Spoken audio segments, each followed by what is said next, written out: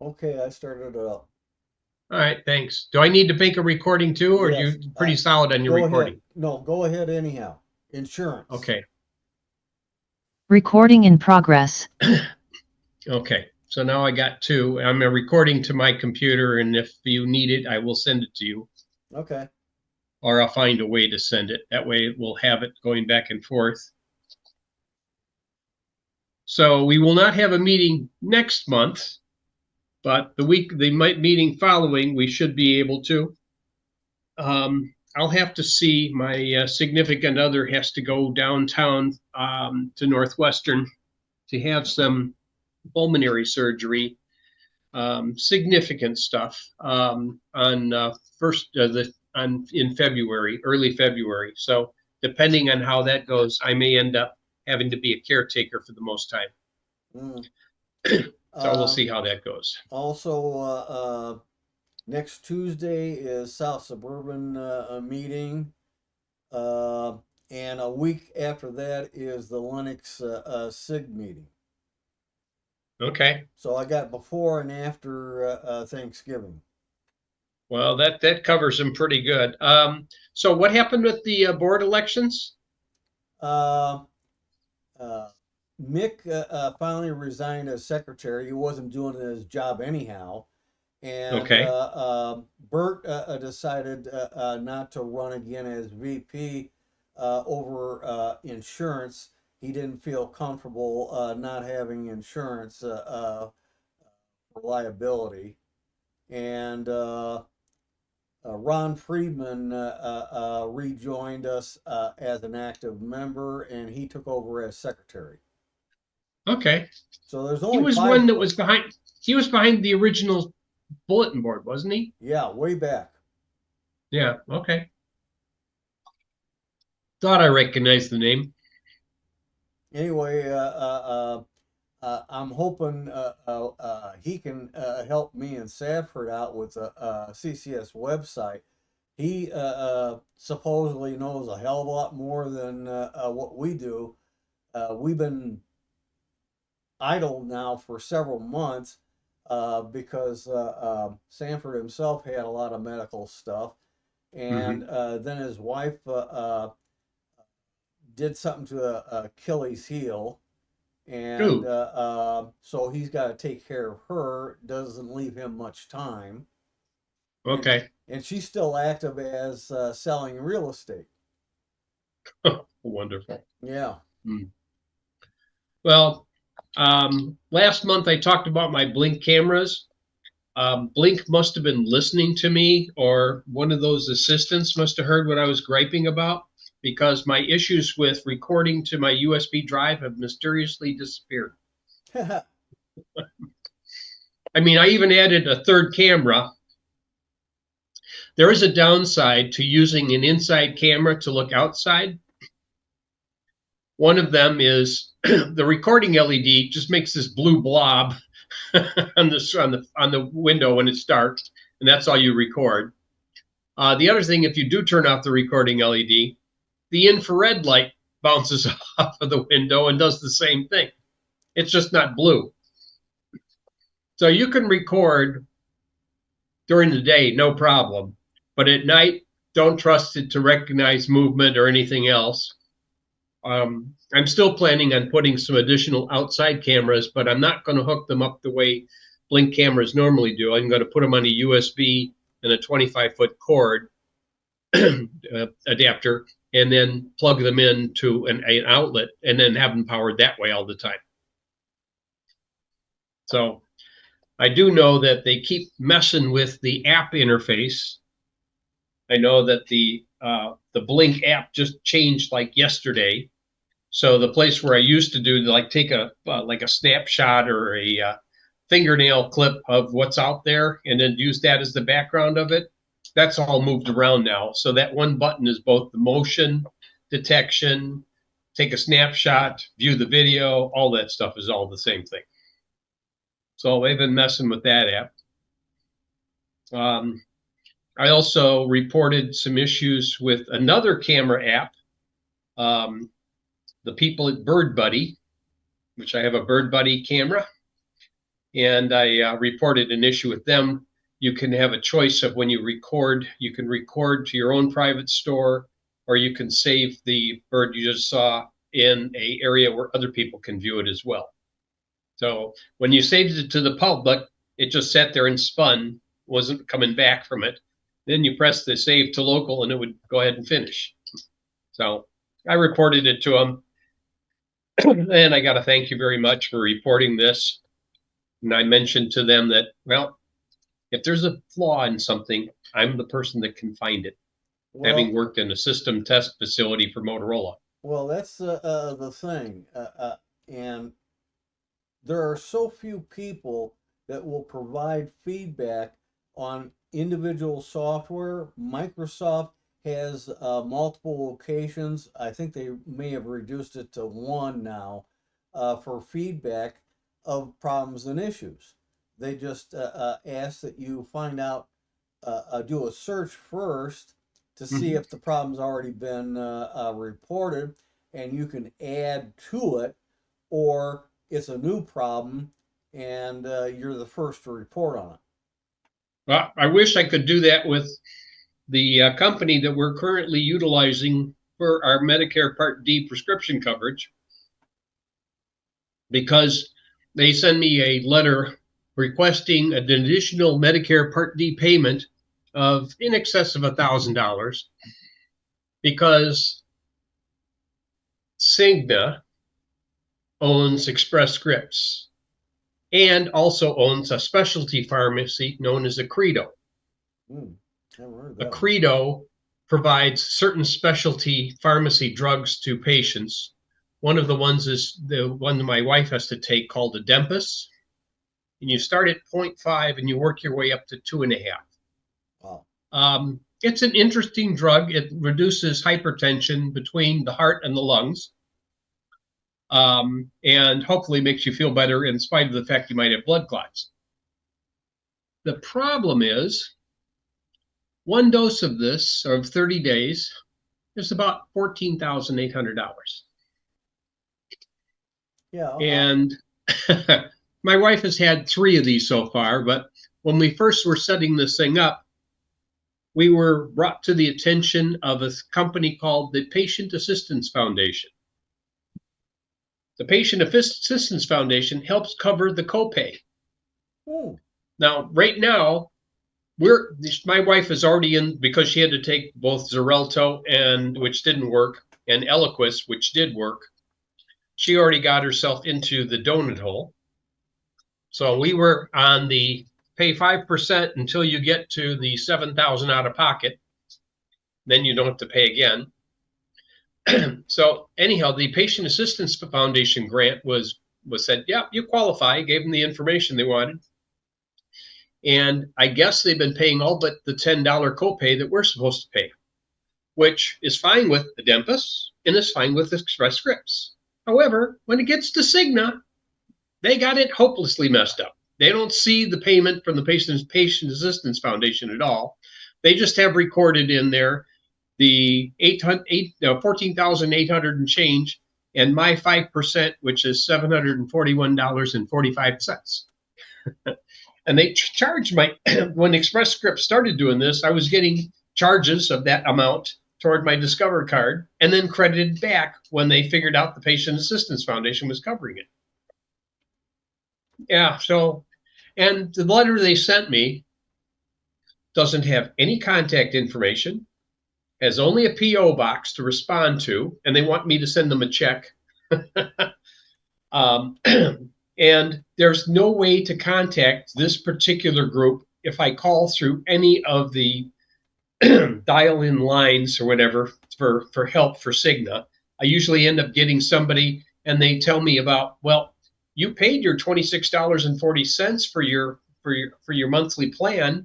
Like, that's not the thing I'm asking about. I'm asking about this other thing. And we don't see that at all. Clueless. Well, I've got a nephrologist. Last November, he put me on Farxiga, which is number 8 drug on the 60 drug list that Medicaid Medicare is going to start negotiating prices on. I Hmm. was paying a copay of about $47 a month until all of a sudden in August they wanted $109, and now recently they want $181, and I refuse to rob banks, businesses, or people on the street to play with their blood money. Yeah. Sid? Yeah. I see your hand raised, Sid. Yeah, I've been on Farxiga for 3 years now. I pay $0 copay. The manufacturer has a program. Once you're in it, they pay 100% of the copay. So it's 180 copay with Blue Cross, but I pay zero when I pick up the prescription. There's a catch here, though.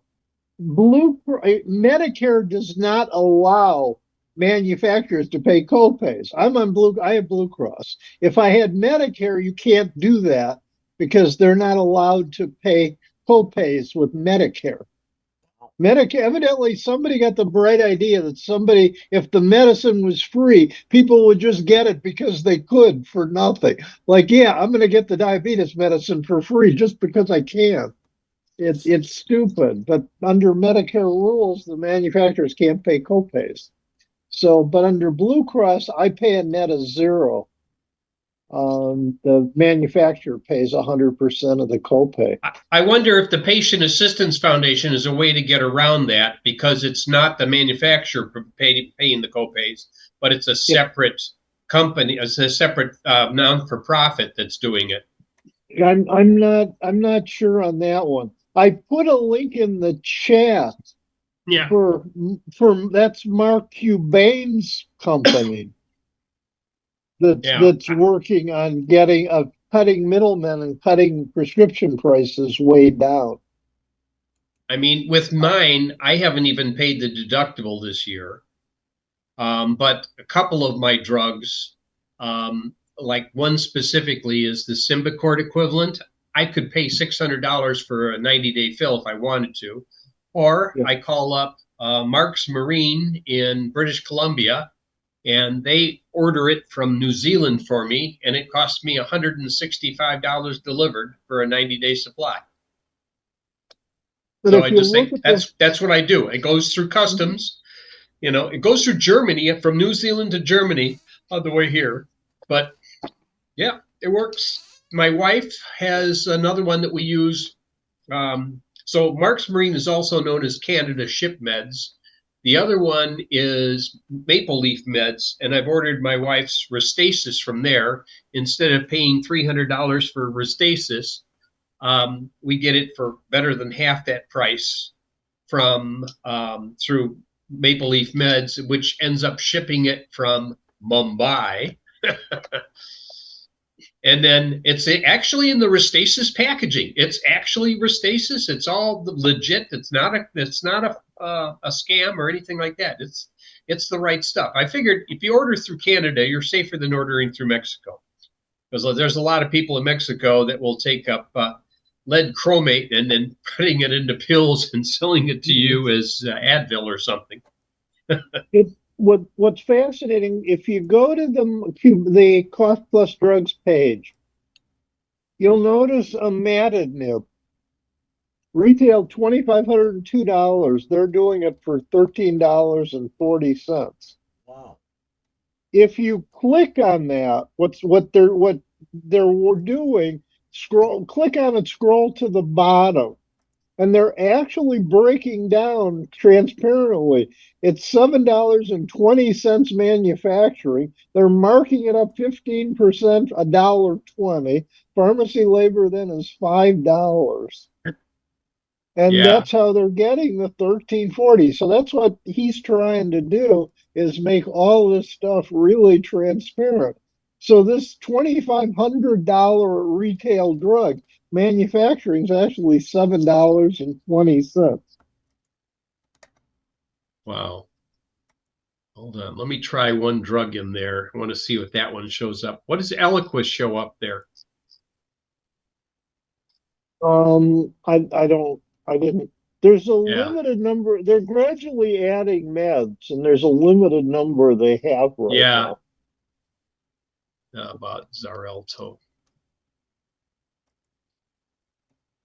No, see, both the three ones that I would do, my wife had Xarelto, and she couldn't handle because it caused too much bleeding. The Eliquis was better, but it's a smaller pill. You have to take it twice a day. But both of those were in the range of, with Medicare Part D, about $1,500 list, of which you paid like about $536 for fill. The second, after we hit the donut hole, it dropped to 134 for the supply that my wife was on.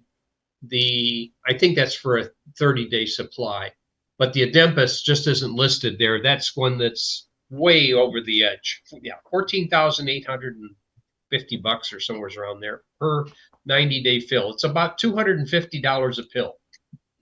Mhm. Yeah, ridiculous price. Even after the donut hole, it's $12 a pill. Yeah.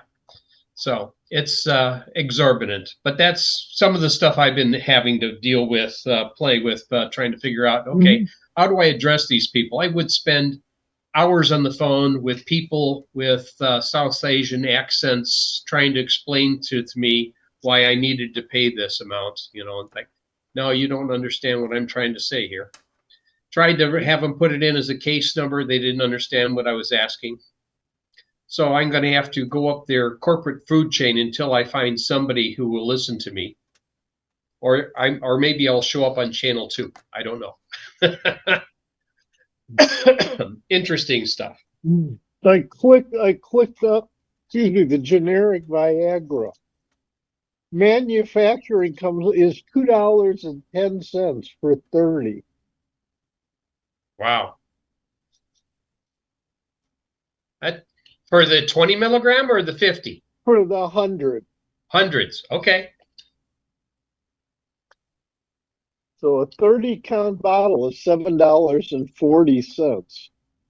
Wow. $2.10 manufacturing, $5 pharmacy labor, a 50% markup of 30 cents.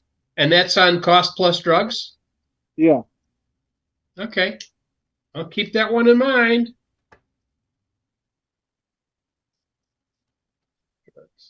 And the Cialis is the same price. Uh-huh. Yeah, it's the cost of making the actual pills. Yeah.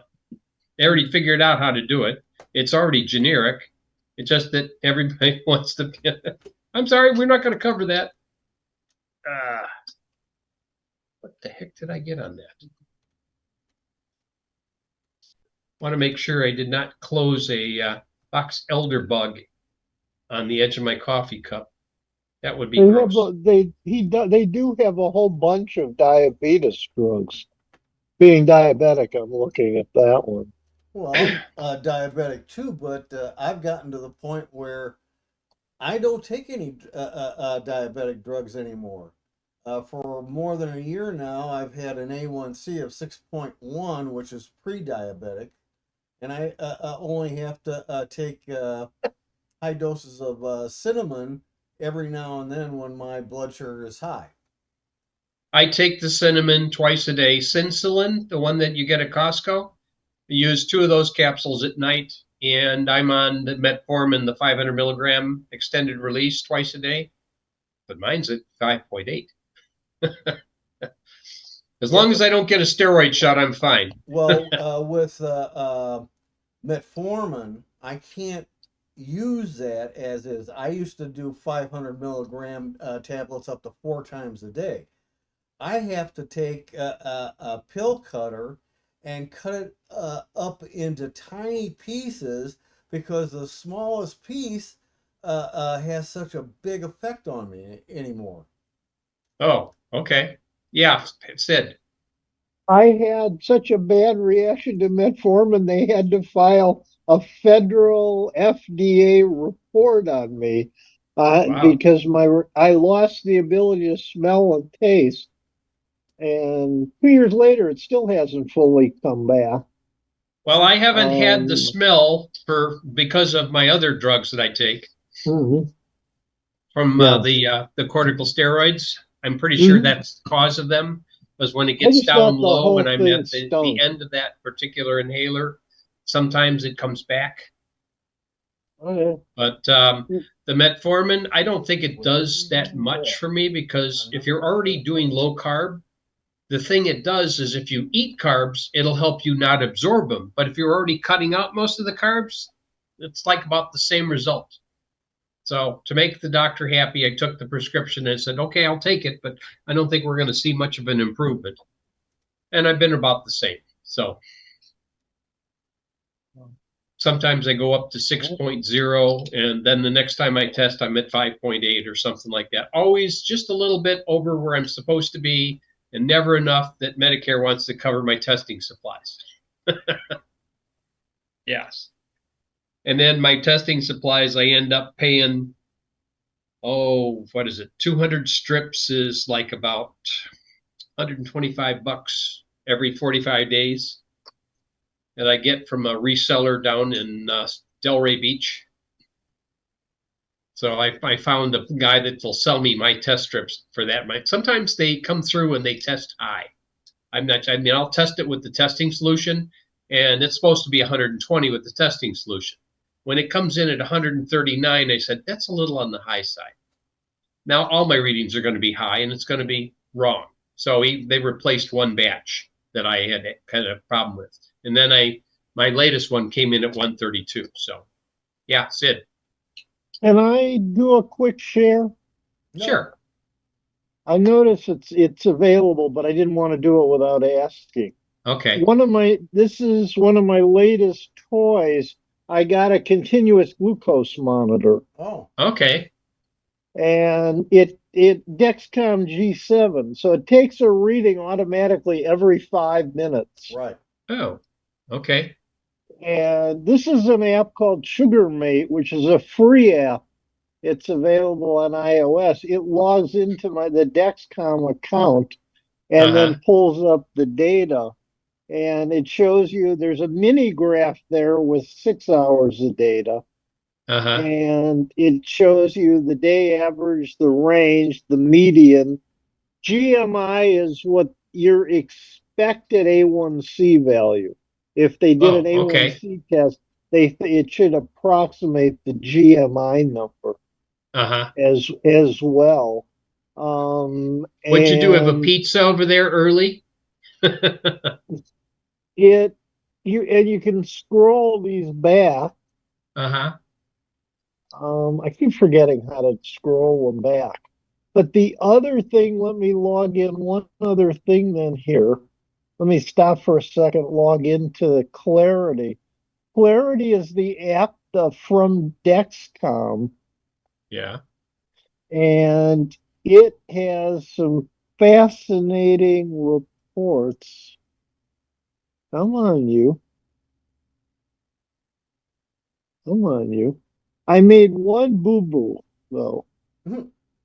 Only one? Uh, well, when you sign up for Dexcom, you can either set up your account as log in with your phone number or log in with an email.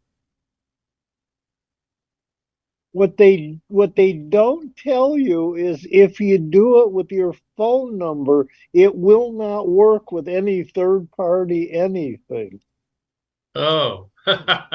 So I can't get it on my watch because the watch apps can't log in Knowing the because phone of number. that. Yeah, they can't log in with the phone number method. Uh, And they will not, I've talked to Dexcom, they will not and say they cannot go ahead and change your account information. You've got to delete everything and start over. uh, Now, one of the things in Clarity, and I've got that logged in now here, which is this guy at share. One of the things in Clarity is you can export CSVs of data. well, So that's I was nice. They able have some to, way of exporting the information then. Yeah, so I could export the 30. I've been on it for a month now. So just under. So you could set a range like a Uh-huh. 30-day range and then export all those readings in a CSV. Uh-huh. But what they do is all kinds of reports that look at different patterns of your readings. Like Uh-huh. if you're hitting at certain times of day, Hmm. it will do that. And then they have a thing called overlay, which will take all the multiple data and plot them on top of each other. Hmm. So if you look Oh, at each day is color coded or with okay, so you can dashes see if at there's the, any patterns between the different days. yeah, yeah. Okay. And you can do that. And there's a thing called an AGP report, which is a summary single page of pretty much all the numbers. It's like at the bottom is your daily glucose for the last 2 weeks. Uh-huh. And those are each 24-hour little windows. Then But the you haven't had to overall take insulin as a result of this yet, right? I do not need to do insulin, which is why I have to pay for this all out of pocket. Yeah. Uh, Blue Cross won't pay because I'm type 2 and I don't do insulin. So they say, we won't pay for that. Sorry. Um, and then if you really want to play deep, you can go into statistics here, Yeah. click the little advanced thing, and then get into quartiles and standard deviation means and IQ standard deviations and Do all any of your these. doctors do anything with these reports? Um, my doctor refused to prescribe it for me, believe it or not. He said he didn't want to deal with it. It was more work than he wanted to bother with, and therefore he forget it. I nagged mercilessly because I learned from my grandmother. And finally he said, I'll write you the prescription, but don't bother me with it afterward. You're on your own. He refused, he wouldn't even do the paperwork for Blue Cross. So I finally got Wow. to the point, I said, just write me a prescription. I'll take it to the drugstore. I'll do it Uh, on my own. So he wrote a prescription. I took it to Meyer. They said, what do you want us to do with this? It's not a valid prescription. He had written quantity one, continuous glucose meter. That's not that's not something on a pharmacy shelf that's called continuous glucose meter. So I had to go back, get it Wonderful. again. It has to actually say Dexcom G7 sensor, quantity by 3, renewal 6. So that's 6 months with And then I had him write when I was there this week. I said, I need another prescription. You need to write specifically Dexcom G7 receiver. They make a little mini receiver device so you don't have to carry your phone. You can use the little receiver device.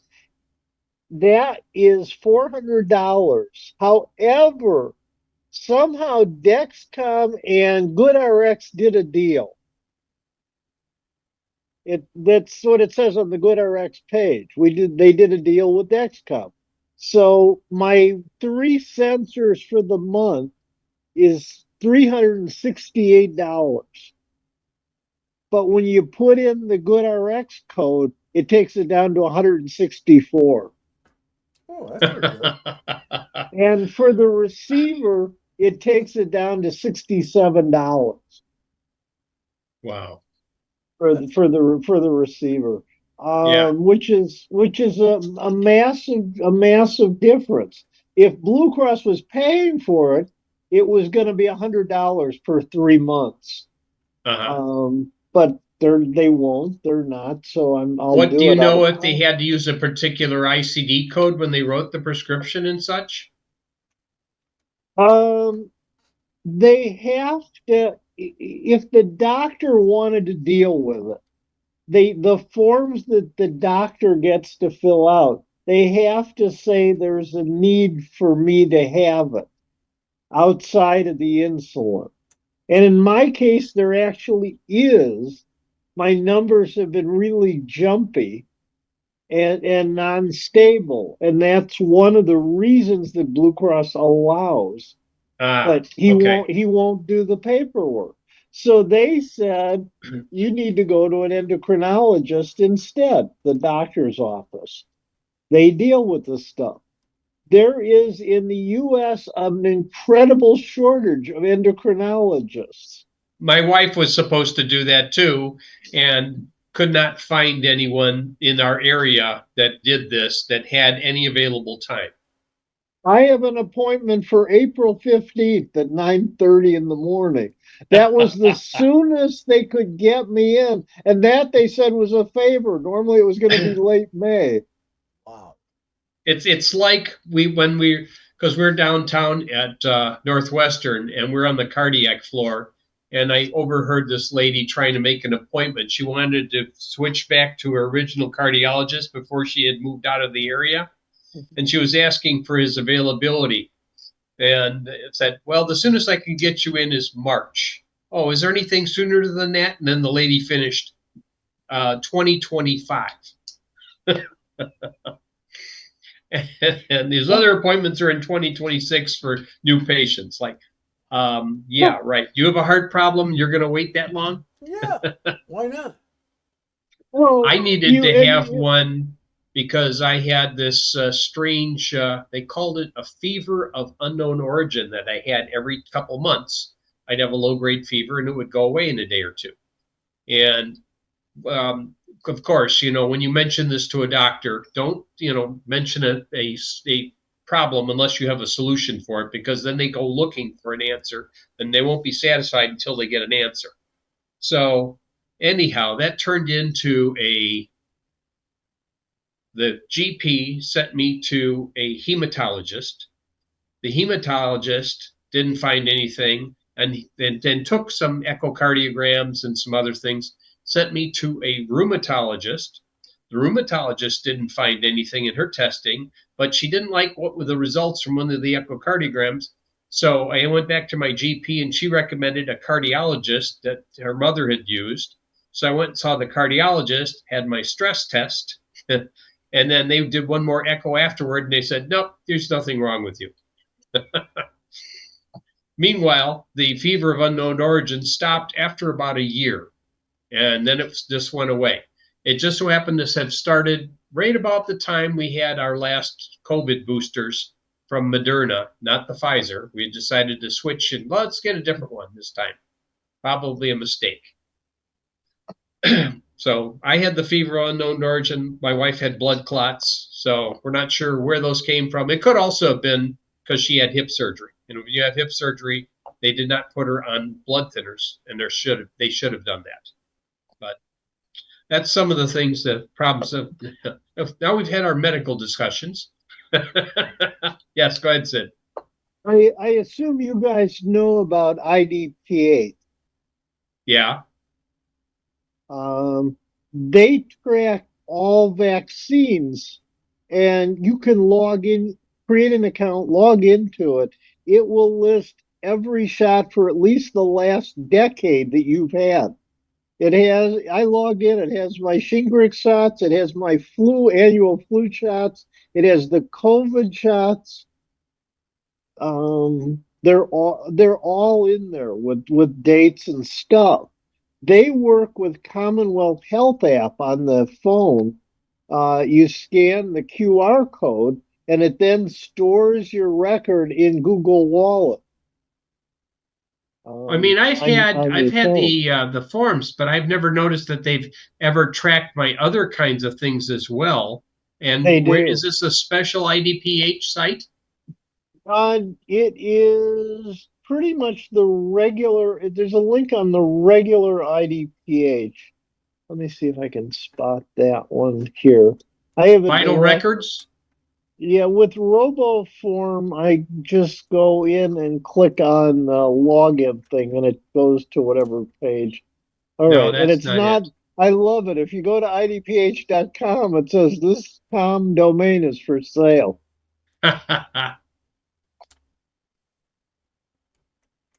And if I do gov, it says this site is insecure. All right. IDPH with nothing at all after it, so it'll search for it. And okay, it's actually then dph.illinois.gov. Yep, on that page. Yeah. And then on that page is, Information for residents, yeah, probably. possible diseases, services, lab testing, immunization.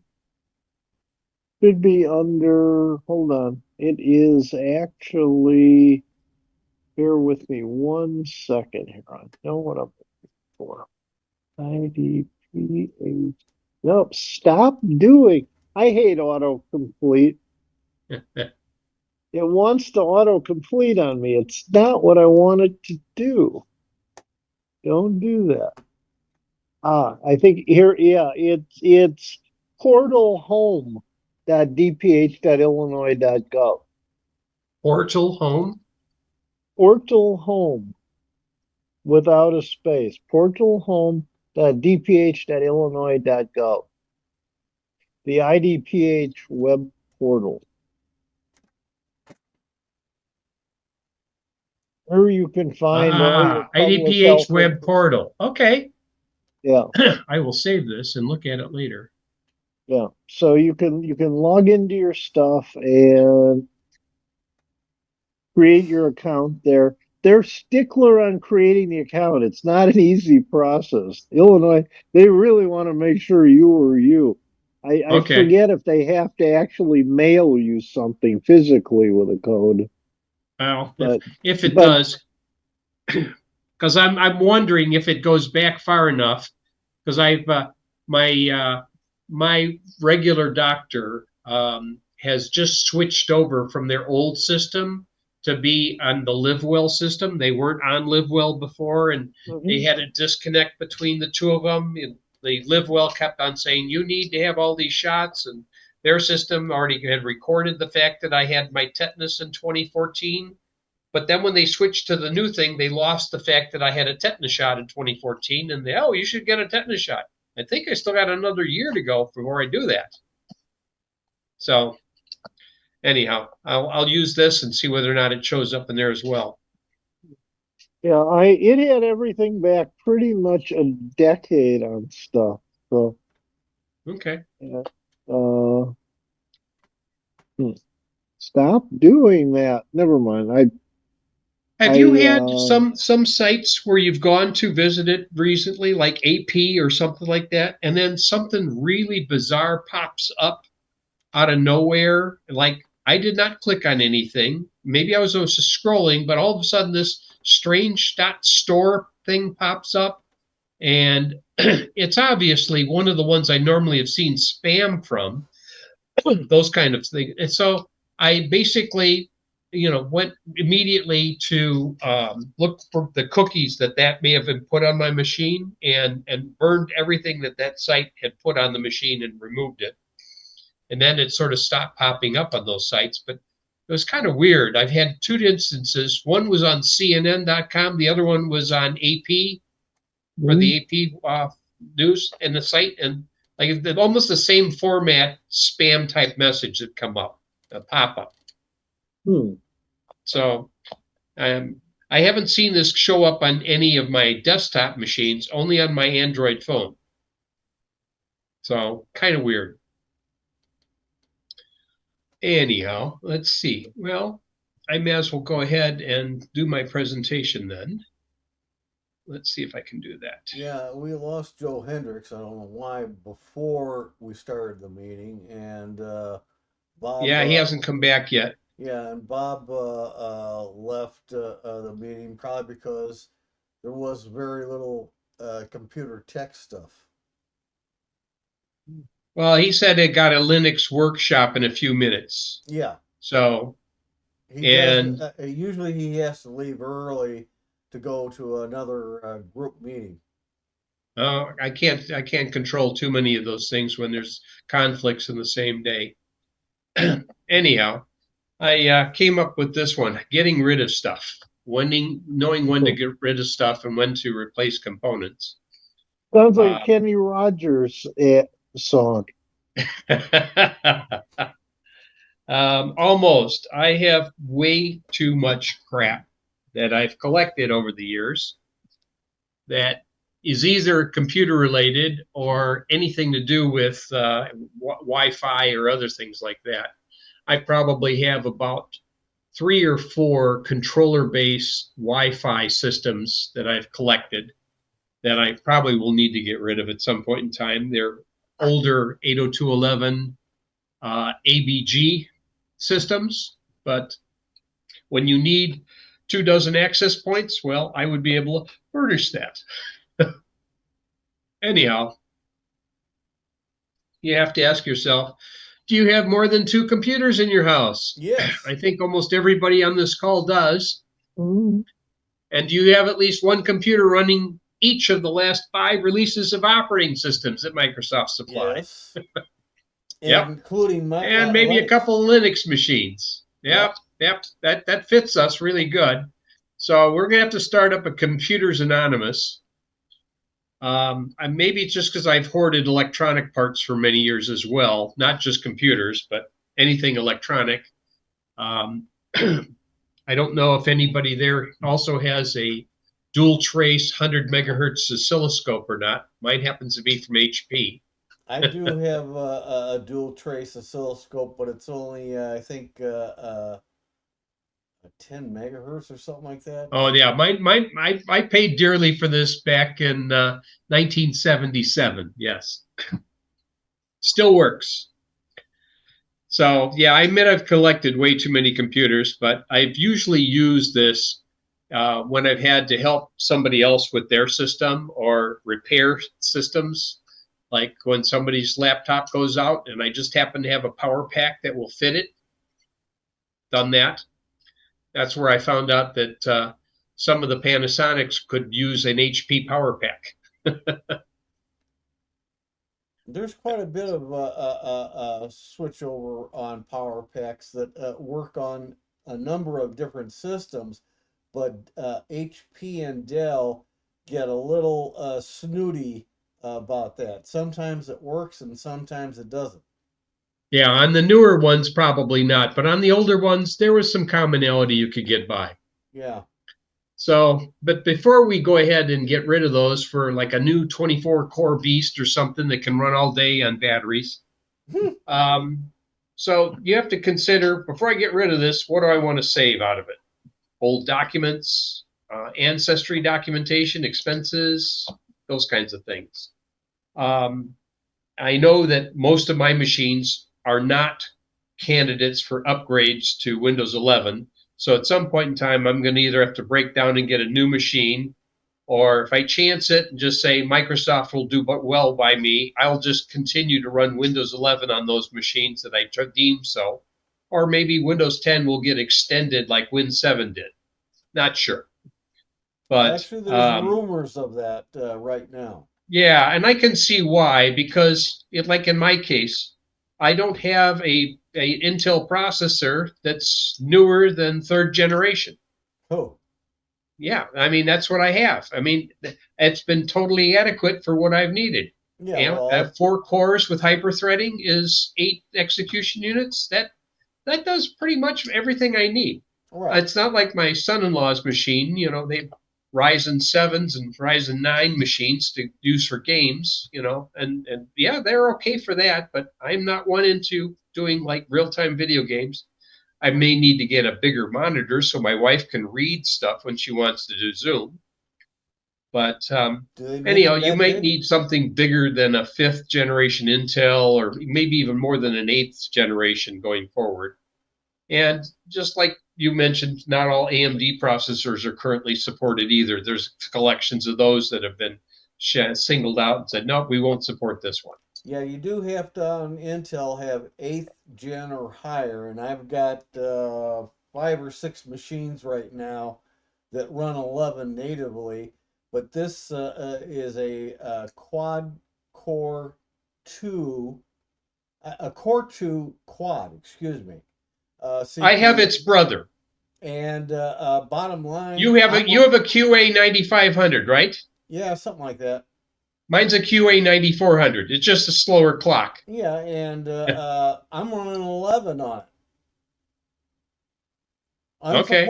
Unsupported, You know, but it's unsupported. So at some point in time, the next update could be your last. right. I have an i5 machine, but I haven't powered it on recently to see what version it is. But I want to say it might be 4th or 5th generation, but that's about as far as I go. No, I've got Don't know 8th generation. I've got a fourth. I don't remember if I have a fifth, and I have 7th, 8th, and 9th gen. Yeah.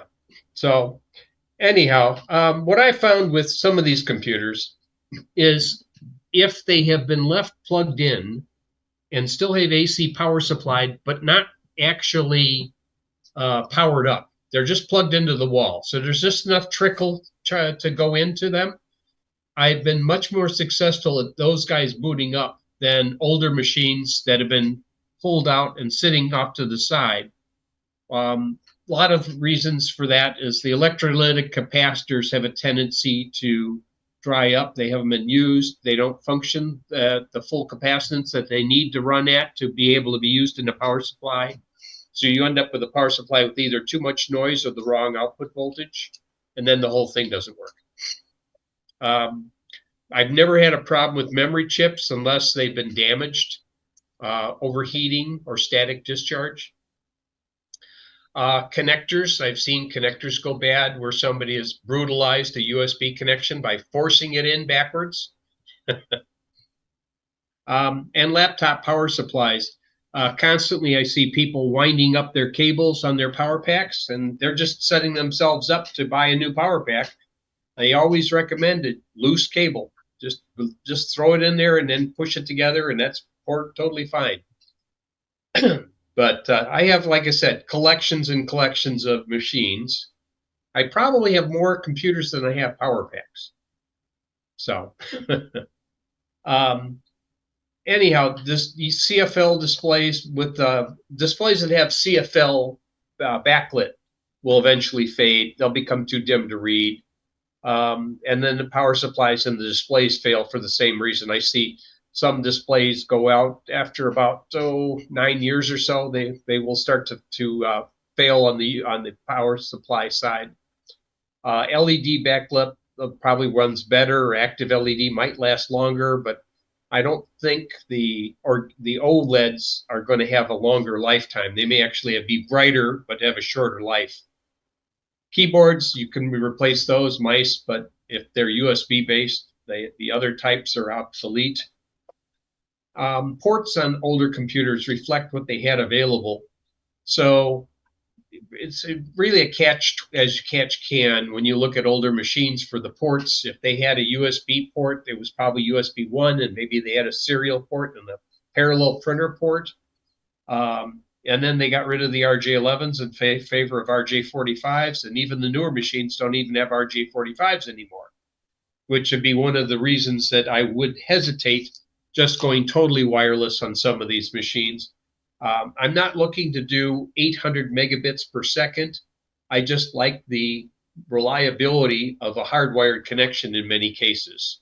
It's a lot stable, more stable to have Zoom over a hardwired link than it is a wireless link. Too many things can interfere with wireless, and wireless is a interference limited medium. The lifetime for SSD drives, that's a finite lifetime with the number of bytes written. With an 860 Samsung EVO, it's a 5 years or 300 terabytes total bytes written for the warranty period. Yes, your mileage might vary, but typically you get maybe twice the lifetime of the warranty period, depending on how big the drive is. If the drive is oversized, you'll get that lifetime. If it's undersized, like you got one of those stupid 128 megabyte or gigabyte drives, or the 250 that they're still pushing, you're never going to get the lifetime that they quote out of it. Or they have a shorter life, actually, with a 150. What is it? The 250 has 150 terabytes total bytes written. So hard drives, typically quoted an MTBF of 300,000 to 1 million hours or more, maybe 1.2 million hours, which means it should run for up to 128 years solid. They're never going to do that, though. What they now use for the measurement of when a defect can occur is called AFR, annualized failure rate. And that's what Seagate is now using, Western Digital, Seagate. You pick your choice. They are all using the same kind of thing. So the annualized failure rate might be 0.73% for a drive with an MTBF of 1.2 million hours. I always thought that was a ridiculous thing. It's 1.2 million hours before it's going to fail, but you're going to have one fail in the next year. So that was based on this particular drive. It's an old Barracuda drive with 8760 power on hours, powered on all the time. But basically, you can have motor stop-start cycles once every couple days, nominal voltages. Now, this was kind of important. They said the case temperature not to exceed 40 C. Rarely have I seen a lot of drives are limited to 40 C. They may be at 37, but they can easily go to 45 on a warm day. In like most laptops, they can get warmer than that. I used to know that the old Pentium 3 Dell laptops had insufficient cooling, and those disk drives would actually stop working. They would pause their operation if they ever got above 53 degrees Celsius, because if it recorded after that temperature, it would not be able to reread it when it got cooler. So what they would do is the disk drive would just pause its operation at 53 Celsius until it cooled down a little bit. People always used to say, oh, my machine is locked up. If they just waited a couple minutes or put a fan on it to cool it, it would be running fine, because that's exactly what it was doing, is hitting that 53 degrees and pausing. Oh, it locked up again. Well, where do you got it mounted? Oh, I got it in my desk drawer over here, and I'm just running the monitor. Well, it helped if it cooled a little bit. So what is this annular failure rate of 0.73%? That's about one failure in 136 units per year average. Probably pretty significant. So anyhow, I was pulling out some of the stats from the Smart drive, and I happen to use Speccy to pull out these things, but there's other tools that will pull them out as well. I mean, Samsung Magician can pull them out if it's a Samsung drive, and other ones can pull it out. But this is an old Travelstar 500 gig SATA 2 drive. Basically, it was sitting in my HP 910 since 2013. It was probably used then. So it's at least 10 years, maybe 13 years old. Still working, going strong when I do bother to fire it up. And here's its current statistics and the rest of the start. It's got a lot larger Smart statistics table than some of the SSDs, because it's got other things to report. So it has some reported uncorrectable errors, but for the most part, it's still listed as status good. It's not imminently failing or anything. And its power on hours are a little over 357 days. So it is a laptop. It does get powered off. So yeah. Here's a newer one that happens to be in a i5 machine that I had that I also comes from close to that vintage, maybe a couple years newer. This is only a 320 that's in there. It's now a secondary drive, not the primary drive, but it's been powered on for 205 days. And it also has no problems with the Smart system. It says everything is fine as well.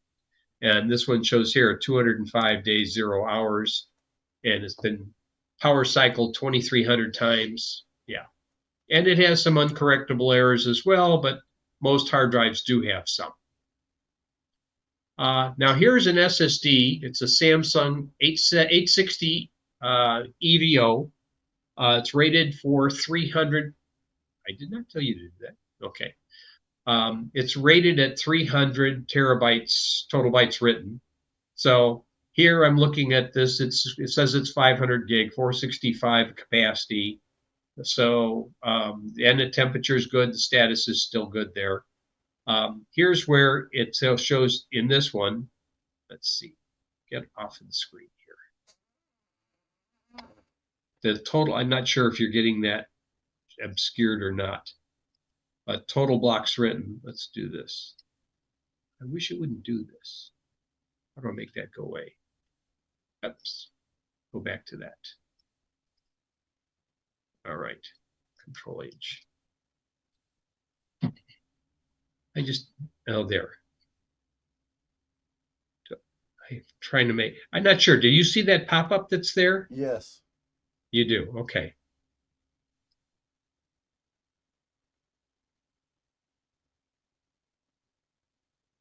Now, let's try and do this. Yeah, go away. So it has total logical blocks written, a little over 9 billion. Okay. And is that a lot for this?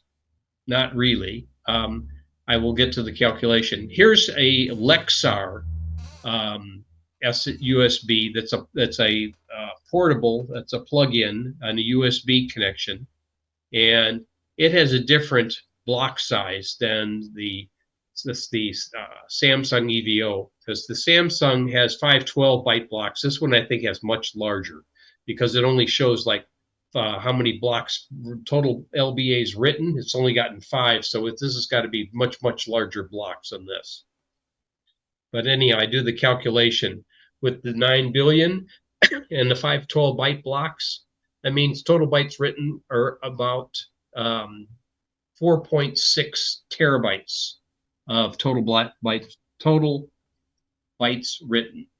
So this is good for up to 500 or 300. So it's still just using a fraction of it after 4 years old. Okay, but the drive is already discontinued. So if I did have reported it as defective, what would they replace it with? Probably a bigger one? Not sure, because they don't have anything to replace it with. But I'm expecting it to continue to run probably for another 5 years, and then I'll have to start dealing with it. In one case I've seen, or actually 2 cases I've seen, where SSDs have failed before their time. I think with my daughter's SSD and her machine that she had that uses it for gaming, it failed because it exceeded the maximum bytes written. And she didn't need to replace it, and she used it as her OS drive, and she booted up on the new one, and everything was fine. So she recovered that. The other one was one of my church computers where the 2 drives I purchased in 2021, one is partially failed, the other one full failed, and I was able to get Samsung to replace it under warranty and put the new one in place of it. The other one is awaiting me to swap it out and re-image it and put another copy of Win 10 down there and then put QuickBooks back on it. Basically, we just use that for a QuickBooks machine anyway. So as long as we have backup of the database, we're okay. Those are the 2 drives I've seen, and the Samsung Magician diagnosed it as defective as well. But it had nowhere near the LBW like this one has. Okay, so I can go page down now. Yeah. So, but what do you do if you start seeing problems? Well, you need to find an equivalent supported drive that your operating system can use natively. You want to back up the old drive or copy it, either using a USB to SSD or NVMe M2 adapter if that's what you're putting everything on. And if you're using the NVMe M2, you have to be aware that there are several different incompatible versions out there. They have different slots. They're called the B slot, the B plus M slot, and the A slot for different kinds. But there's a link to the Wikipedia article that talks about those. And your M2 can interface either to SATA or PCIe, but not both. And they do make adapter cables that can plug into these things and then plug it into a USB. They're out there, up the yin yang. This is one that I have from the old style that has 3 connectors on it. So let me turn it around the other way. It has 3 different connectors. It has ATA, it has SATA, and small factor ATA. And it comes with the 2 connectors on it. One to plug in for the data, the other one in case you needed more power than 500 milliamps. Then you could steal it out of 2 USB connections. All right. Here's my page down. Okay, good. So what about older computers? So if you're going to get rid of them, you can always investigate making a virtual disk of the image and using the virtual machine to run that image in an emulation virtualization in that virtual machine. I've been able to do that with an old Win98 image that I had. And basically, I left it on an external USB drive, but ran it out of the virtual machine, letting the virtual machine access the USB drive. That's where it had the Win98 image, and it ran it just fine. So you can plug it in and run it. All you have to do is keep your Windows image accessible on a USB drive, and you can run any virtualization you want. So it doesn't cost you any space on the virtual machine drive other than run space. And as long as you got enough memory and processing power, you can run it, and it runs pretty much at regular speed. I have been told that Win98 imaging running now is a little bit slower on the newer versions of VirtualBox because it's not running it in real mode anymore. And you also might need to shrink down the size of the virtual disk in order to make it work. I seem to recall 128 gigabytes being a limit in some of the earlier virtual machines as well. And if you still need information that on them, okay, so that's the shrinking down. Of course, if you just need the files, you can keep backups and or copies of important files if you have a way of reading or converting them to newer programs. Obviously, it's not going to make any sense for you to keep a backup of your Quicken database if you don't have a copy of Quicken to go into it. Same thing with QuickBooks. But I've always found that Office images seem to be, for the most part, totally compatible, unless you don't have that program anymore. If you have an Access database and you don't have Access anymore in the new version of Office, then you're out of luck until you can get that old copy of Access.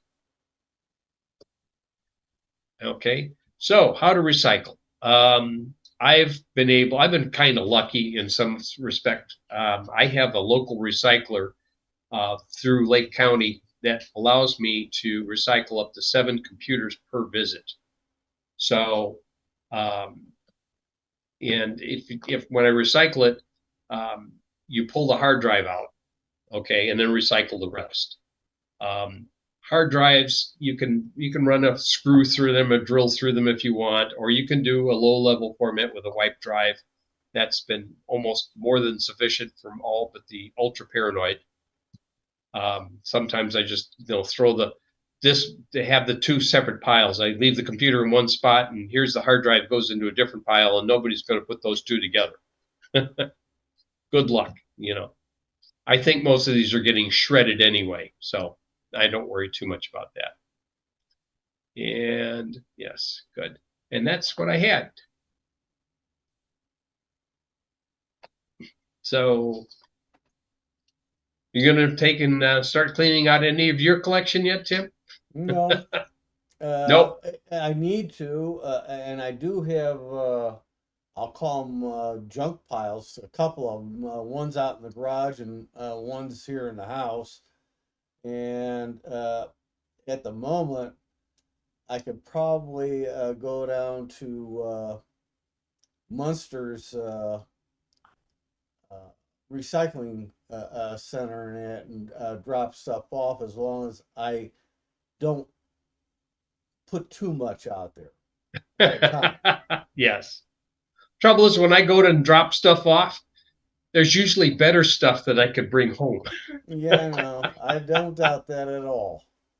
I've dropped stuff off, and I've seen Cisco routers and stuff that somebody's getting rid of there.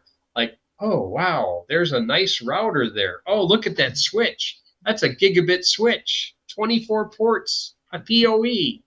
I could use that one too. Yeah. I toyed with the idea of putting in some faster stuff, going up to the 2.5 gigabit Ethernet in some places, but I'd have to change out my modem and my router to be able to do that. And I've always got these things, Xfinity telling me, "Oh, but you can go faster. You can use our router." Like, it's wireless. You're limited to where you can go with that. But oh, that's a landline calling. Somebody's calling my unlisted landline.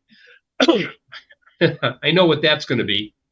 It's going to be somebody asking for the Police and Fire Association. Which police and fire? Your police and fire. and either that or it's this time of year where somebody's calling me. It's Lisa from Spectrum. I can't get Spectrum if I wanted to, guys. Oh, So why are you bothering to call me? they've been advertising Spectrum in this area now for quite a while now, and I think it's moving westward because Spectrum has been at my cousin's in Ohio for a number of years. Well, are they going to lay their own coax down? Don't know. That's the only way I know that Comcast would allow them in, because there's no equal access to the Comcast cable. I mean, it's not like a phone line anymore. So either you're going to bury your own fiber optic or bury your own cable. Both cases, I'd have to wait for somebody to trench and make a mess of my yard to get it in here. Because between the two of them, AT&T and Comcast like to drill into each other's bundles. So the new guy comes through, he puts his cable in, he goes through somebody else's bundle and then backs out and goes a different direction. They come over, dig a hole in my yard, fix their bundle, patch it up. Yeah, ridiculous. I have one AT&T phone line left that I have subscribed with Pioneer instead of AT&T, so it's a little cheaper. And the reason I keep that around, or I have kept that around, is purely because of a fax machine. If I have to send stuff back and forth reliably with fax, and it's medical related or something, usually I have no problem faxing this information to them and they receive it. And I've had to receive some things from them as well, and said, okay, it has to be under a secure method if they want to be able to send it. So a cardiologist, when they had the results of my stress test and I wasn't there, they didn't have the results for me to pick up, says, "Oh, we can't send it to you via email. Do you have a fax?" "Yes, send it to this number." So I was able to have the information. But and I have had mixed results trying to do faxing over VoIP. Oh, I've never had any Faxing success. over VoIP. The problem with faxing over a VoIP connection is because it's either too much delay or too little delay. The variability is the thing that throws fax machines off. Because when a fax machine communicates, each page that's scanned in on a fax is communicated as a transmission. So there's a negotiation, a T60 handshake at the top of the page to negotiate what decoding you're going to do, how much data you have or something. There's a negotiation, the handshake, and then it starts transmitting. On a landline, it can handle the variations because it's close to what it expects. There may be a couple of momentary glitches where it's got to retransmit, but it can handle that. But when it's on a VoIP connection, the packets come and then it's nothing, and then nothing, because it's based on what packets can be sent over Ethernet when there's space in between the other packets that are there. And if you're doing disk transfers or something, it could be 1,500 byte packets. So that causes latency in the packets, and it also varies. What's the word? Hold on a second. I'm going to go in here and I'm going to hit the statistics and video. Yeah, packet loss and jitter. That's the thing I'm looking for. if there's too much jitter, which is the difference of the packets going, how fast they came, how slow they came, how fast they come, how slow they came. So that's what jitter does. It's the arrival time of the packet is different each time, or it keeps varying. Now it's 3 milliseconds late. Now it's 3 milliseconds ahead. That's what jitter does. Latency is how long it is before it gets. So if there's a 20 millisecond round trip for me to send a packet and get an acknowledge back, that's the latency. So, and when that's what happens in a VoIP connection, it's either too good and the too many packets come together right after each other, and then nothing happens and it starves the connection. So then it overruns the fax machine at the other end. Problem is I have analog at one end, analog at the other end. I have digital in between. And that's where the problem comes from, is that too many packets and then the other fax machine drops off because I can't handle all these at the same time. You're sending them too fast. Or you're sending them too slow. I've timed out. I went to sleep waiting for you to send me a next packet. So that's the problem with, and it happens between the top of each page. So depending on how much you have on each page, you're either successful for so many pages and then it fails, or it doesn't get it through at all. I'll have to play with it some more and see if there's anything else. There used to be some other codes you could issue with, like UMA, that would tell it that you're going to do a fax and be prepared, like just slow everything down a little bit and transmit it slow and steady so that you can accommodate and take out some of the jitter and the latency. So, or I can tolerate the latency because you can fax across to the other side of the planet and it can handle that latency even if you're going through a satellite connection. 2/4 second up, 1/4 second down. Yeah, it can handle that. But it can't handle too much of the jitter. That's what blows them out of the water. So, yeah, we'll see. But I'm going to seriously going through and starting to recycle all machines, because most of the machines I got are barely, well, maybe they're Core 2 machines, dual core. Anything less than a quad core may seriously be reconsidered. I mean, I'll keep a couple of my smaller laptops because they can run Linux relatively successfully with a dual core. Did you see the latest thing that people were going through and discovering on some of the stuff in Linux had been hard coded to only 8 cores? No, I haven't heard that one.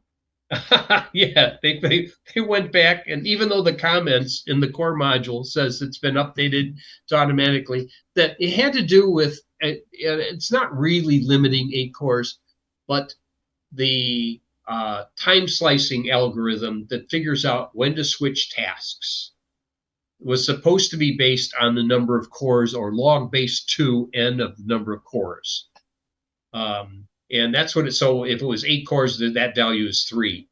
Okay, because that's the log 2. And then that would calculate how much time slicing, how many milliseconds before it switched to the other task, and either run another task in another core or swap somebody in from swap and then run him and then swap him back out again if you were overcommitted in the number of cores in memory.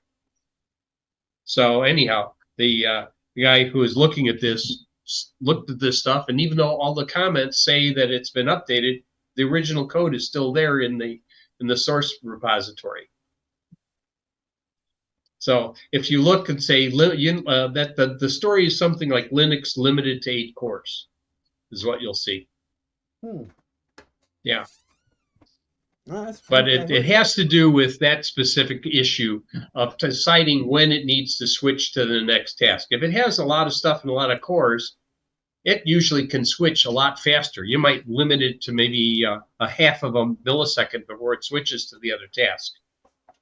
Or if somebody runs beyond a half of a millisecond, then it says, oh, it's time to switch to another task and let them have a piece of the pie. So that'd be interesting, because that means they haven't seen it with Raspberry Pi yet, but real close if they get to the next core iteration. The Raspberry Pi, what is it, the 5? Pi 5 has 8 cores, I think. Well, you've got the new Raspberry 5. And yeah, the 5. And I've been looking at the cost of those things on eBay, and Yeah. unreal. I think the cheapest, and only one was as low as $65. Everything else was $100 or more. And this is you're looking for these now. How big was that? Eight gig? Yes. Let's see. I don't know about DigiKey has them for $80. Yeah, but even that's high. Jeez. I'm not, if you're getting 8 gig, yeah, you're paying for the memory too. I think that's why it's not going to be a $30 thing anymore. Oh no, but Yeah, if still, it's yeah. gotten real ridiculous. And I remember a story earlier this year, I think it was, that basically uh, some person's opinion on Raspberry Pi is that Raspberry Pi is going industrial, meaning they're only looking really for industrial customers, not the hobbyist and the inventor and regular consumer. Well, there's something to be said for that because it's a common platform. It's much less expensive than just about all the other commercial versions out there. Oh They yeah. finally got enough memory on it to be able to do things with it other than, it's a toy. Now it's beyond a toy. Okay, you can do some other things with it. Somebody can just take some code that they ported from Python, put it on a Raspberry Pi, and have it do all of the work that you used to do by a CNC machine.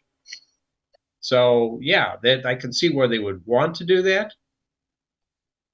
Um, I look at it, it's the same price as some of the cameras I could purchase. Okay, high end video digital cameras has the same processing power or better. Yeah, I can see $80. That seems to be about the normal price. I mean, I wouldn't balk at that.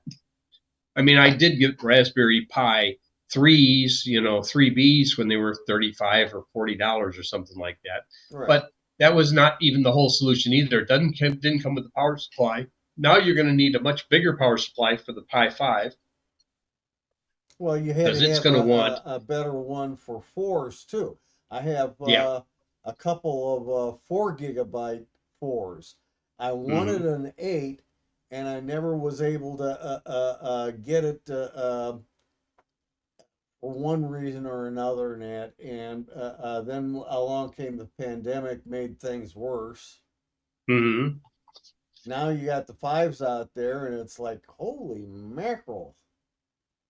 Problem I got is, the SD cards have a limited lifetime when you're sort of using them for that kind of stuff. So you need something else to boot off of. And that's why I sort of thought that something like this guy was going to work out. Mm-hmm. It's a terabyte SSD that's got a USB-C on the end of it. All right. Okay, and you've got a cable that can plug it into a regular USB, so it'll do a 3.2.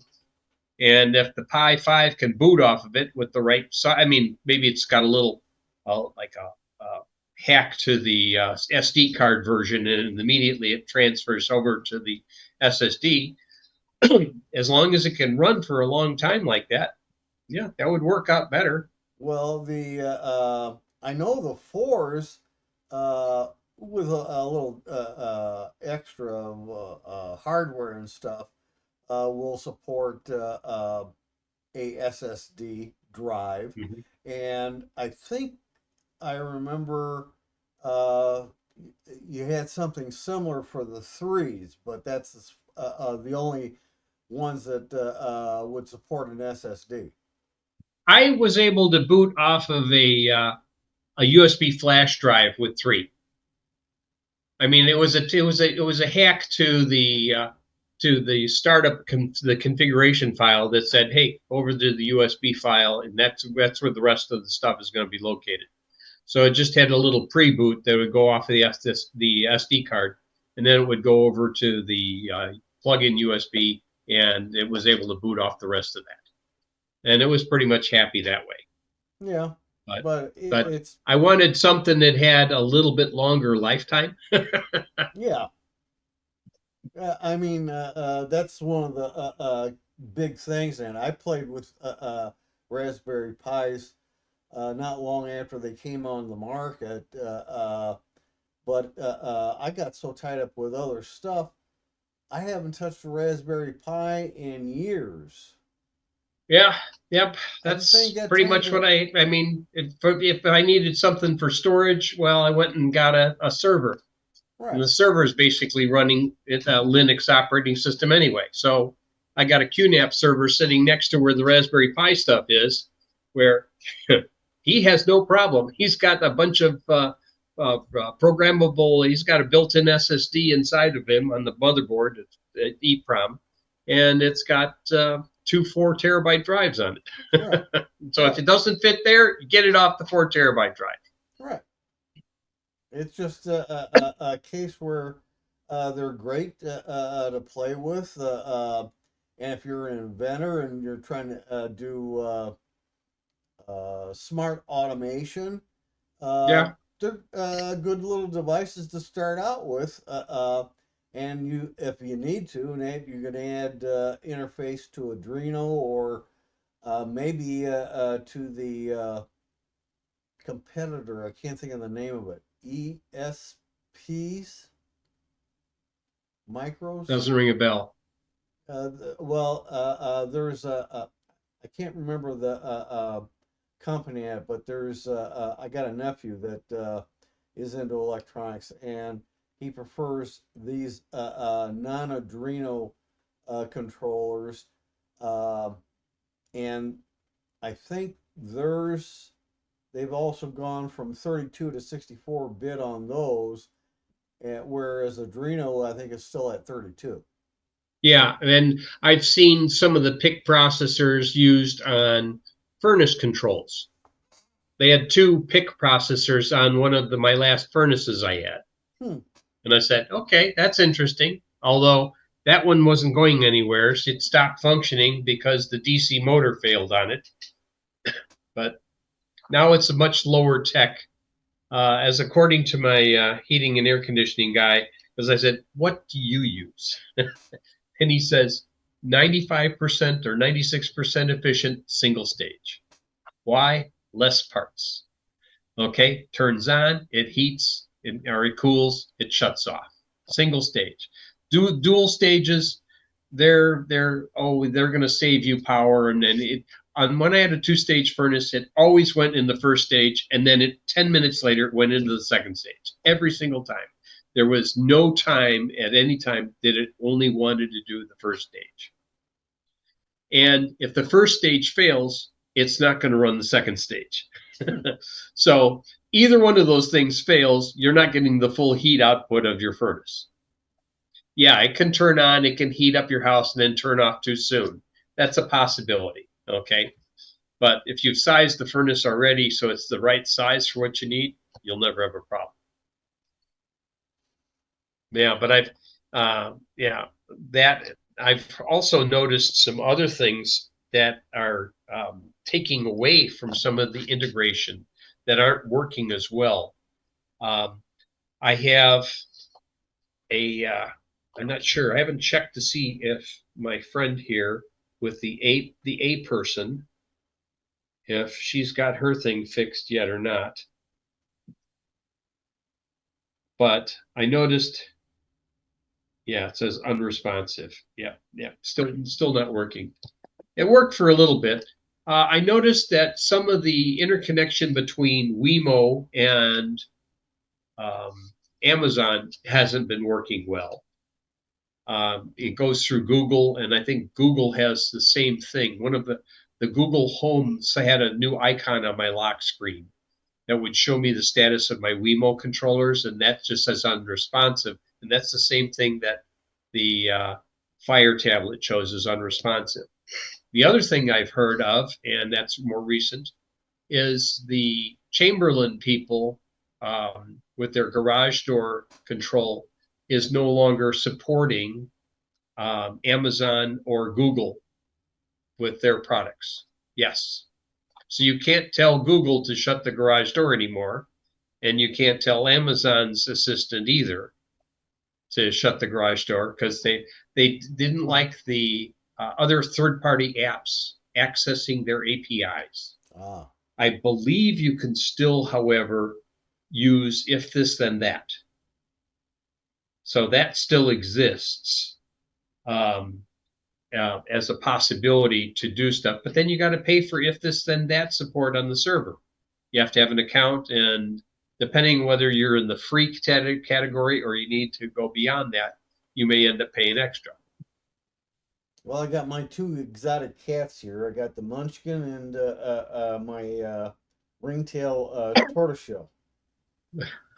So you have a warm lap. Yes, Sid, you had your hand up. Yeah, I did. I'll put it back up. There you go. Yeah, if this then that has been disconnected from Amazon and I think Google as well. They both terminated their right to use it. I got an email from if this then that said, "We're sorry, but they've decided we can't Yeah, use them everybody doesn't anymore." want to play with each other. They want to bring out their own items and such. Because I was mentioning that Chamberlain no longer works with Yeah, Amazon or Google. and it never did directly. I The didn't even want to hook basic it up because I just saw this as an opportunity for problems. Yeah, they never supported it with the direct basic package. They had a premium package at Chamberlain that you could pay them a subscription, Yeah. and that version you could connect and do those open close type things. The regular one has never allowed that because evidently they were afraid somebody would yell in somebody's front door to open the garage door. The thing Yes. would open the door. So they considered that too risky. So they never allowed that in the basic stuff. But they allowed I have Amazon to open the door. that's a different technology. That's Amazon Key. Yeah. And that's a different thing. I can from the Chamberlain app on my phone, the My IQ, I think it's called, Yeah, my you can IQ. open and close the garage door with that. And it works just fine. And that's the kind of technology Google Key uses. But Amazon Key uses. Amazon just changed that though. Now, if you want them to put it in your garage, they add $1.99 fee. Ah! Unless you're willing to get only one shipment a month and put it in that combined Amazon date thing, then they don't charge you that. Otherwise, now it's $1.99 charge to do it the key version. I mean, it's bad enough that I'm paying the same amount to Chamberlain for my video storage as I'm paying Google or Amazon for all of the camera storage. Yeah, I was really pissed about that. I turned key off because it's a case here where they're trying to force you to go to their Amazon delivery one day so they can deliver everything at once and save them money. And in return, Save them money? They're and the then ones that tell me return, when they want to ship it to me, oh, you can have this in the next 17 hours. You can get it today. And then I find out, oh, it's not going to come till Sunday now. After I ordered it and they told me it was going to be able to deliver tomorrow, it didn't happen until Sunday. don't trust any of these companies. I ordered a prescription. I got an email from Walgreens saying you have a prescription to renew. I clicked the button. I got an email saying it's in process. It'll be available at 11 tomorrow. I got the next day an email from them and a text saying it's delayed because we need the doctor to authorize a renewal.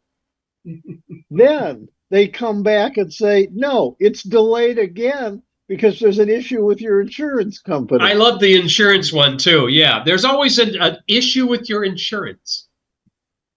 Well, that's I mean, true with my Farsiga. basically the pharmacy saying with when they went to 109 copay and now 181, they're saying flat out the insurance company doesn't want to fill it. That's why the copay's so damn high. Yeah, Yeah, ridiculous. Some of these things where they cook up the new, as my daughter who tells me, who she's a pharmacist for Osco, sometimes these things are based on the fact that they think they have a supply of that drug present, and if they run out, they can't fill it. And if there's a lot of people that had that Farxiga ahead of you, oh, guess what? It'll be day after tomorrow now. No, I can. So far, I don't think there's been a delay on getting it filled, but those are 30-day supplies that you're doing a copay on. Now, Yeah. $50, well, just under $50 a month is one thing.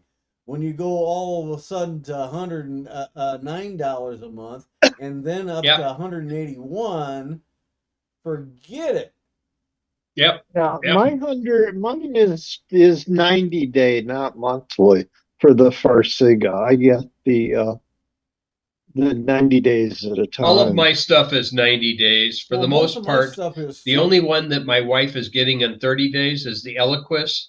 And that's because when she does have this operation next year, they will take her off of the Eliquis, and then she'll be on something like Coumadin for 6 months.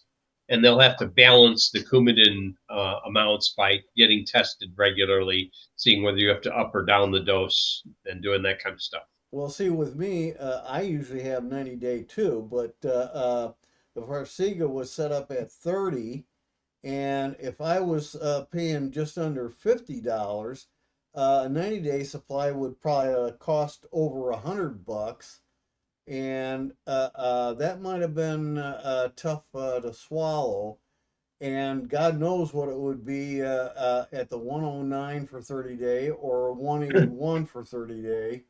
It'd probably be astronomical, near $400 for the current one right now. Well, that's what the Eliquis is.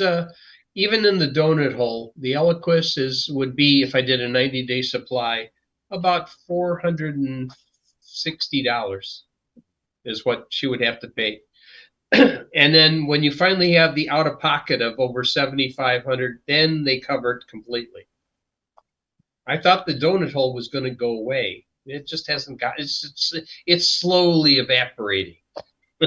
Well, I think there's a one or two possibilities. Either I did hit the donut hole, or B, the insurance company's trying to make it so that I don't fill the Farsiga and take it, simply because they don't want me, they don't want to support it. They don't want to pay the huge cost on their end for the prescription. Well, it's real. It's tricky the way they calculate it. The way the donut hole calculation is, you pay so much for your copay, boom, and then you fill your deductible, $550, and then you're in the copay zone. So you're in the normal coverage after you've filled the deductible. When you hit the donut hole is hit when you hit $4,300 for the total price of the drugs, not what you pay, but when they add up what the retail price of the drug is, and every retail drug that you've had, including all their copays, when that all adds up over $4,300, boom, you hit the penalty box. So that's the donut hole, and at the donut hole, your copay goes up to 25% of the drug cost. While you're in, no, I take that back. Is it 25? It's 5% of the drug cost, I think. Instead of the copay of whatever you were paying, it becomes 5% of the copay. Yeah, it's 5%. And then when you have reached $7,500 out of pocket, which is not the same thing as the drug cost, but the copay that you end up paying, and then that total up to $7,500, then everything is covered completely. So that's the way it works now. Supposedly it changes in 2025. If Okay, we're so still it parts alive. of this go away. Like there may be no cost that when you reach the donut hole. I don't remember if that's what they said it was, but they would have been sooner, except that there's a bunch of idiots in Washington that keep on thinking, oh, you don't need Medicare, you don't need drug plans. We're going to do away with it all. We're going to save all that money. Give it Yeah. to rich companies. Yeah. We send our less intelligent brothers to Washington so they can argue things for us. Well, it's a little disappointing. I think we can only classify as having 5 people tonight. Yeah. Well, we'll put down the 5 and then that'll be the number. Yeah, I'm And wondering. I suspect things Well, like this happen, you know. Zerpa is here too. Well, I can't count my cat, and he can't count the other 3 cats he's got, unless you Yeah, want to but give this them is a names other German than what. Shepherd. well, Yeah, I got 5 cats here. We could count in.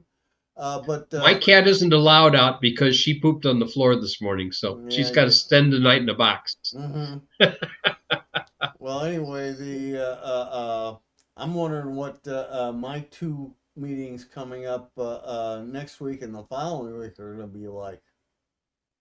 They might be light too Yeah, because it's right around Thanksgiving. There's a lot of people that are trying to get everything else done. yeah. And they may be trying to figure out, you know, what Medicare plan I need to switch to. That's a problem all by itself too. And if I No, want to I change, comment, but no. I will probably change one of my prescription plans. There's at least 1 or 2 of them out there that have no copay. It's not an Advantage plan. It's on the Medicare Part D, but no copay. Doesn't cover everything. Okay, it's got to be mostly generics, but I'm either getting my generics filled or I used to get fenofibrate, and it would cost me the full price of the drug, $50 for 90-day supply or something. But I didn't get that, and I don't use it anymore.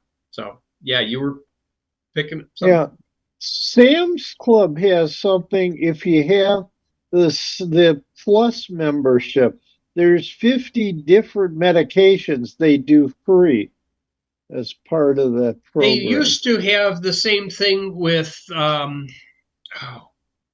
Meyer. Meyer used to have a whole bunch of their medications for either a $4 copay or free.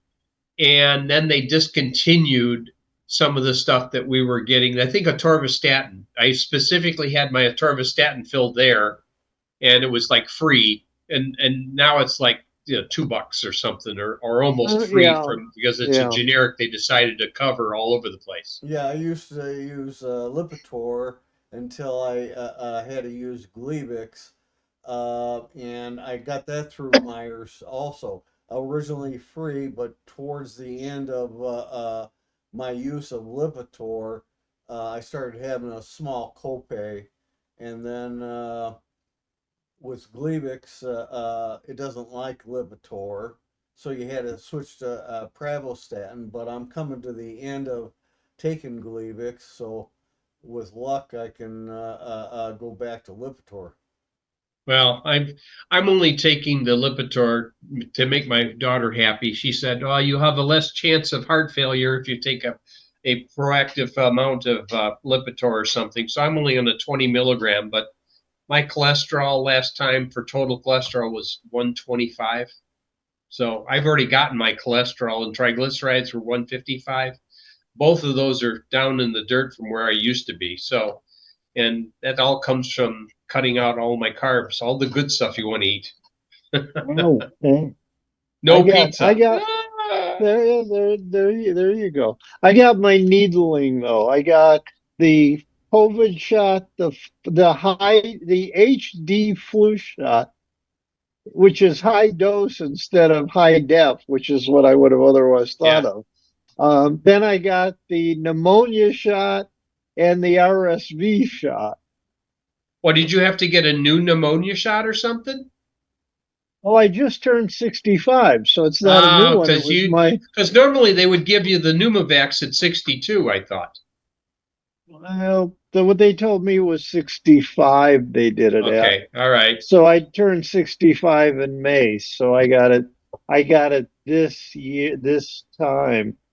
And you already And had your shingles, so you're good to go. yeah, I had the two Shingrix shots. It's called something called Prevnar 20. Oh, yes, the Prevnar. Yes, okay. I've never Yep. And had the shingle shot, and the irony is I fall in the 1%. Never had chickenpox, so I don't have the virus in me. Uh-huh. Well, we can share it. I Yeah, used to break out in hives all the time when I'd have an allergic reaction. yeah. Yeah, not too much anymore. I haven't seen that in a while. But I've also had that because I used to travel internationally for the Circle M Ranch. I have had yellow fever and typhoid shots and pneumonia coccal and all the other good things too. Yeah, I was I my it it did. pulmonologist, Go ahead. recommended the RSV, so I had that first. Then I got the new COVID-19 a couple weeks later, and then I just before Halloween I got the flu shot. There's a trick, and I learned it on a TV show that had a doctor. If you take about 16 ounces of water a good 30 minutes before you get the shot, and then when you go home, hopefully right away, and have another glass of water, I almost have no discomfort whatsoever from the shot. In the past, I've always had a sore arm for 3, 4 days at least, and Yeah. this year, no problem at all. No, I drink a lot. Yeah, but I Yeah. mean, But I mean, it's that I usually have no uh, minimal reaction to the shot in the arm. Um, I I don't know if we will get a COVID shot this year or not. The one time I have ever actually had COVID was last December, and literally I had no symptoms. well, No fever, no congestion, no symptoms at all. My wife had some symptoms. She wasn't feeling right. So she took a COVID test. She tested positive. That was the first time we ever had a positive test here. Then did I took the other test and I tested positive, but I had no symptoms. that neighbor across the street that's been more or less committed, uh, her and 5 or 6 other inmates all came down with COVID, and she had never had COVID before. I don't know how many vaccinations she might have had on COVID, Mhm. but she was in isolation for at least 10 days. Wow. See now, like I said, I've only tested positive. I mean, I had all these negative tests always in the past. I would check my temperature. Most of the time, when I take my temperature, I'm like at 97.3. That's my normal temperature. So I have to go up significantly to have a quote temperature. Um, right now, I'm congested because a couple days ago I was running around the entire acre and a half out here and basically vacuuming up the leaves into little tiny pieces and scattering it to the core winds and yeah, dumping the tractor about 20 times with leaf debris. So I have gotten a full load of finely divided leaves that I partially inhaled. Yeah, I don't. We used to have quite a number of trees on this property, and they all got diseased and stuff like that, and all got cut down. I haven't had trees in this yard in I don't know how many years. But see, And that's the secret. You don't stop planting trees. If you yeah, always are starting new trees in some places and you have different ages of trees and different sizes, like I'll probably have to take this birch down, but I started 4 more oaks and 5 little pine trees, that I got. I do Arbor Day every year, so I'm always getting the free trees and such. So I've planted a bunch of them. One of them is in my front yard now. It's a 45-foot red maple. Its brother is about 35 feet. It's a sugar maple behind me. I have a bunch of red oaks. I've got a bur oak, white oak, white oak, red oak, red oak, red oak, red oak, red oak, white oak on the cul-de-sac. I have like over 50 trees on this lot. Well, I have a standard city lot, but I live Yeah. on a corner, and the long length of the property, I would have to have some of those trees that usually don't grow very tall, Yeah. and because I've got telephone poles with Power lines, cables. and they want to trim them. Yeah. Yeah, So you need dwarf specimens. yeah. I mean, I didn't even count the 4 dwarf pear trees that I have, and I used to have cherry tree. I still have one cherry tree left. The apples are long since gone. Cypress, bald cypress. I have a couple of those. I had Um, a pear tree that didn't ever grow worth a crap. I had an apple tree. We eventually cut that down. The cherry tree we had got struck by lightning, and we lost about a quarter of it from the lightning strike. And it eventually got cut down too. yeah, I have Kentucky coffee trees, locusts, the honey locust and skyline locust. Um, I had some a Chinese scholar tree, also known as a Japanese pagoda tree. Still have a couple of those volunteers that came up. The main tree basically died as well, cracked in the middle. Could have been lightning, I don't know, but I ended up cutting it down and grinding out the stump, and it's still coming up from the roots from that. Yeah, and like I said, I planted a number. I had to take out the crab apple tree that finally died after 38 years. That finally gave up the ghost. And like I said, one of my birch trees is going to have to come out. I have another birch tree that's still growing. And random trees that my mom brought up here, and she says, I didn't bring that up there. That horse chestnut came up with you, Mom. It got planted there and said, oh, that'll be nice. Yeah, it needs to come out too, I think. But I've started a lot of these things from acorns, like the white oaks that I have. I have I have 2 big white oaks right now that are about 30 feet high, and they started as acorns when my daughters were in baseball. They were in softball, and there was a big white oak tree there that dropped acorns, and I grabbed some, brought them home, planted them. They sprouted. I transplanted them. My wife still doesn't like the placement of one of them. And when we first moved into this place 38 years ago, I found a 3.5-foot red oak and moved it to the front, and now it's this big in diameter and pushing 50 feet high.